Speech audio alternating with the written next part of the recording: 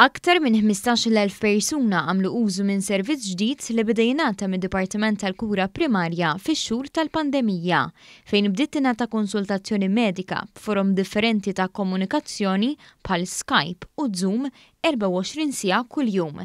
Is-servizz imsejjaħ telemedicine jingħata minn grupp ta' tobba tal-familja li huma responsabbli biex jagħtu l-pariri mediċi lill-pazjenti u jekk ikun hemm bżonn jibgħatu tobba miċ-ċentri tas-saħħa fid-dar tal-pazjent.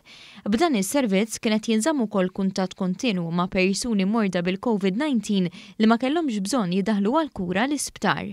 Fi żjara li tobba fiċ-ċentru li qed imexxi dan is-servizz ġdid, id-Deputat Prim Ministru Ministru għas-Saħħa Chris Fearn qal li l-pandemija waslet biex inħolqu sistemi aktar innovattivi ta' kif il-pazjenti jista' jkollhom kuntatt dirett mat-tobba mingħajr ma jiltaqgħu fiżikament. Dan is-servizz intlaqa' tajjeb ferm u għaldaqstant se jibqa' jingħata anki issa li għaddiet il-pandemija.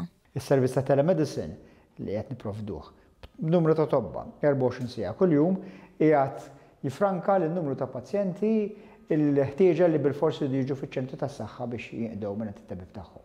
Tantu hekk illi f'dawn ix-xhur minn mindu bdejna dan is-servizz diġà ħadu dan is-servizz 15,000 persuna. Da jfisser inqas strapazz għal dawn il-persuni, inqas nies jistennew fiċ-ċentri tas-saħħa fuq kollox servizz aħjar il-pazjenti Maltin u Għawċin.